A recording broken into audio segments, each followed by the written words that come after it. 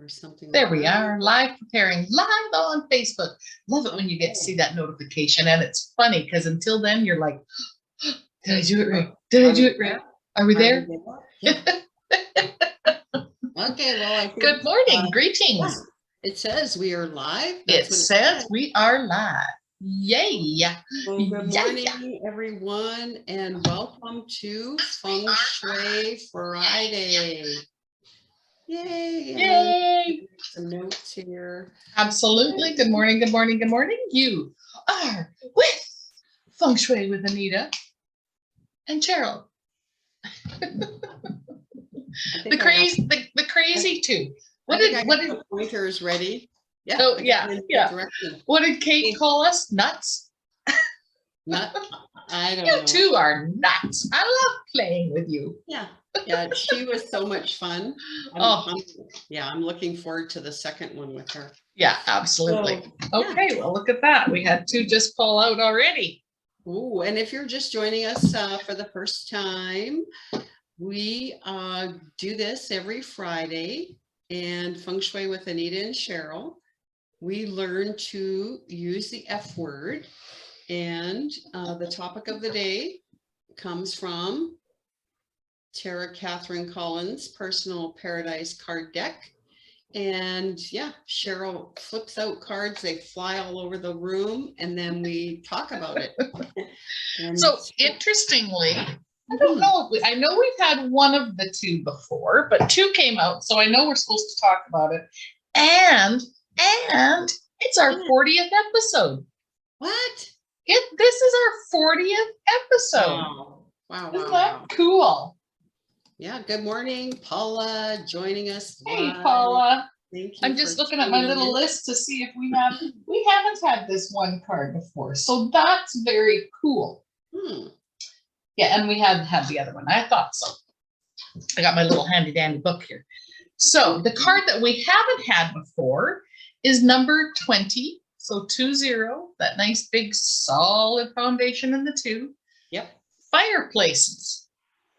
Oh, that's interesting. Especially this time of year in the Northern Hemisphere. Yeah.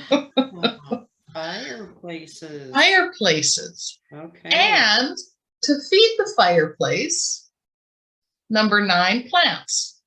Oh, yeah. So we're going to talk elements today. I think we're talking about elements today.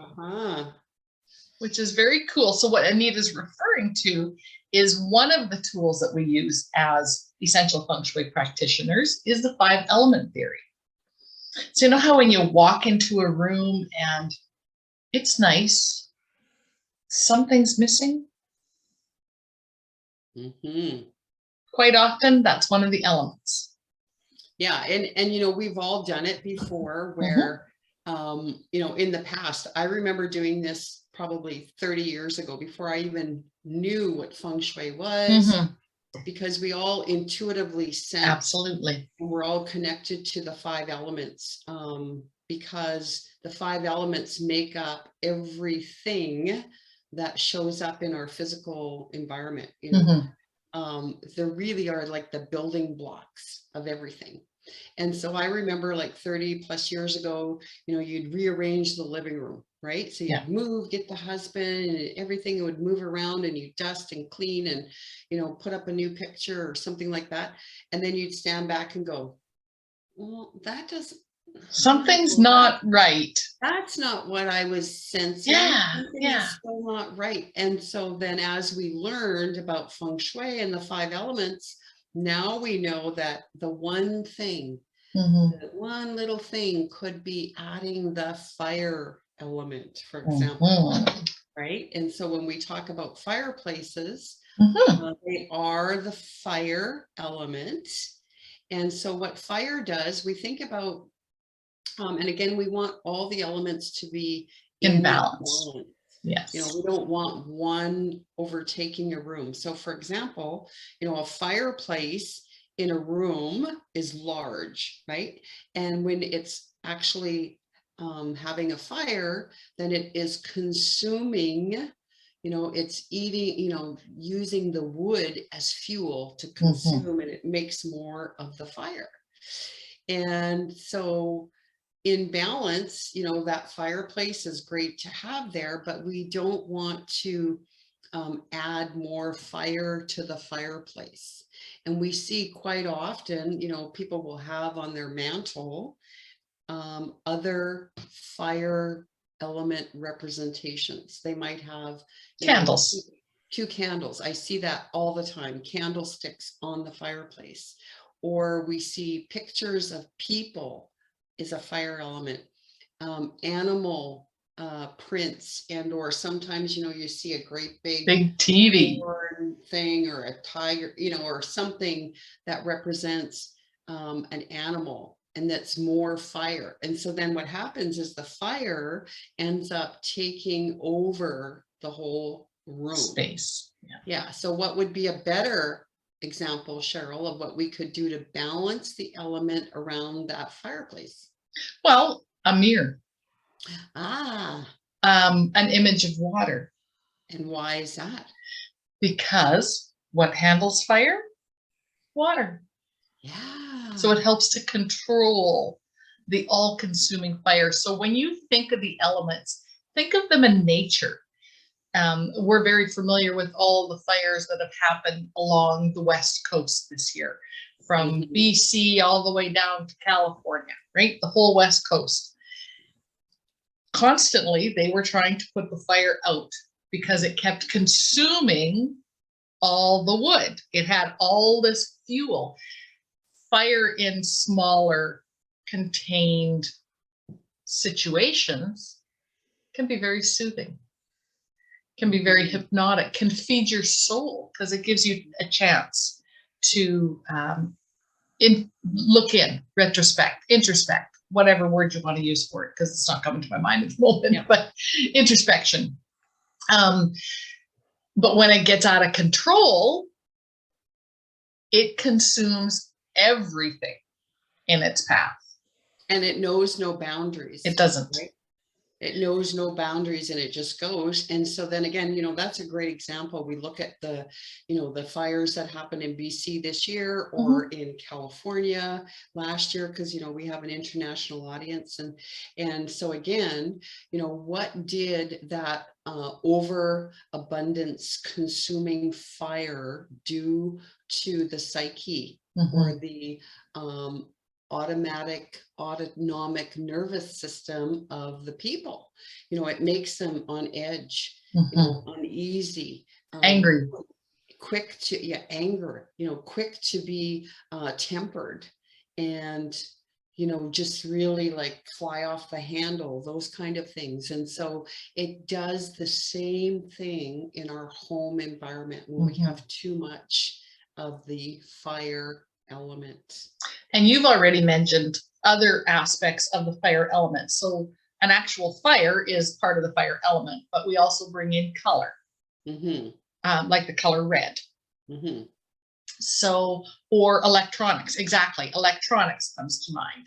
So imagine looking at, and this was the case in my own house, and when the awareness hit, it was like, of course. So we had a fireplace, TV above the fireplace, red wall behind it. Oh, wow. Yeah. Repetitive. So whatever we're repeating and repeating and repeating equals our results. How easy was it to shift? Fireplace is still there. TV is still there, but the wall behind it is no longer red. Yeah. And that's all it took. Yep. And it calmed the energy, the psyche, the whole room. Right? Upstairs got the fireplace, but it's got a metal front, stainless steel front, a mirror above it. So it's bringing in other elements. Yeah. And, you know, when we also look to nature, and I love that we brought in, you know, the BC fires, and now they're having flooding. Because, yeah, so what happened? So Mother Nature naturally, right, has cooled down the space with an abundance now of water. And what's and it happened in California as well a couple years back. So then, the fire consumed the wood, right? So the wood is the trees and all of, that element. Plants. The fire consumed it all. And then the water, came in abundance. And then what happened is, and it's happening in BC, is now the earth, right? Now there's landslides, there's shift and movement with the earth element. And so it really is this kind of natural cycle. And then from earth, is going to come some new energy or new awareness that comes with the metal element, because the earth is going to shift and it's going to reveal some of those metal aspects. And we've referred to metal as being mental. So, all in the natural cycle, there's going to be a new awareness that will arise and come from this situation that happened. But again, now in our home, right, we still have those cycles, and we can work with the 5 elements beautifully to calm a space. Yes. We talked last week about children's bedrooms. Definitely, again, we talked about the fire element, and the children's toys are active and they're fire element. And if you use any of those primary colors, they can be very fiery as well, which is, overactive, that activity. And then we've heard of that burnout. We've heard of people having burnout. Well, that's what it's referring to. Yeah. Little children, their little adrenals can be overtaxed because they're in too much of that fire element.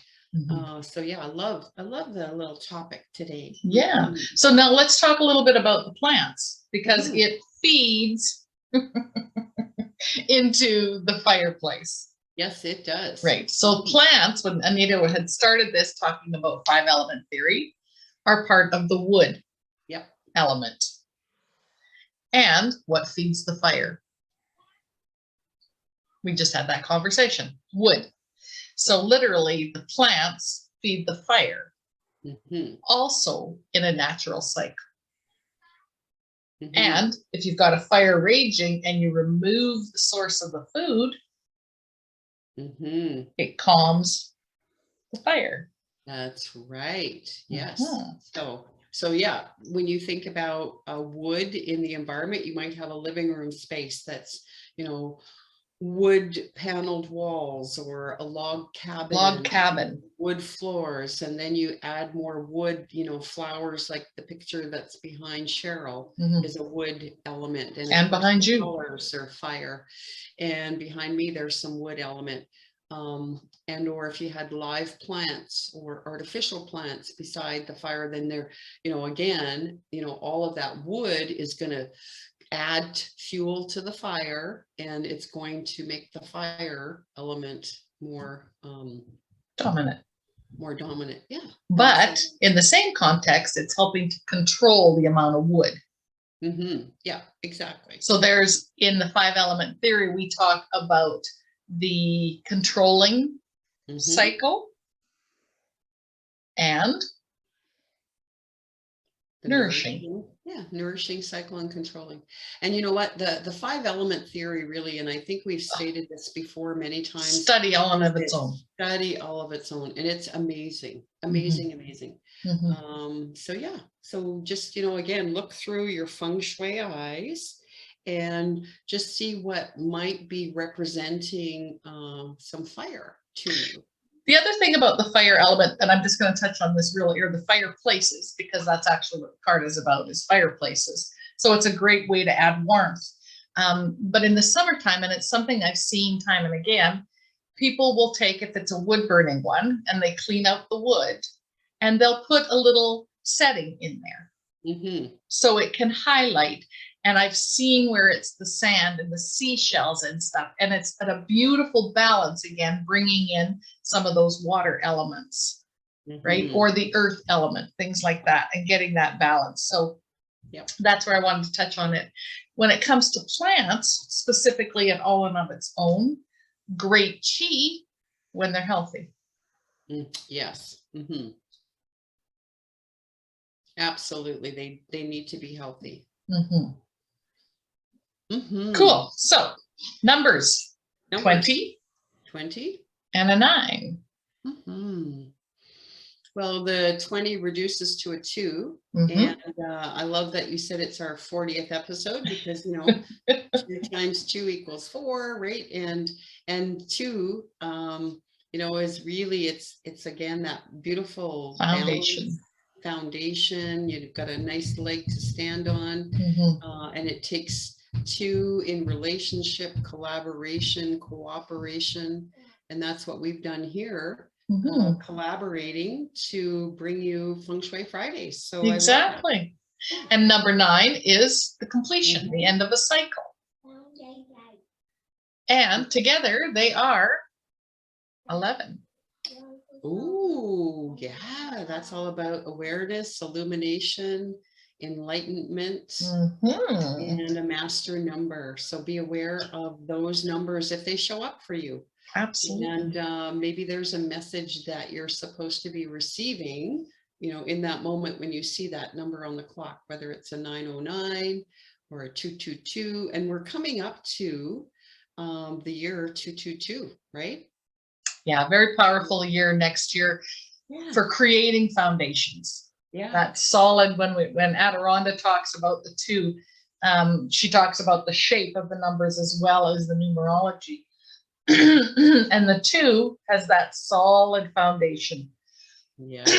Excuse me. So a great year of laying your foundation is coming up. And again, when we talked about the elements and the cycles, that over consuming fire that ate up all the wood, and then the water came, again, that earth is a foundation. So there is opportunity to complete the cycle and start anew. So we're going to plant some new trees. We're going to plant, right?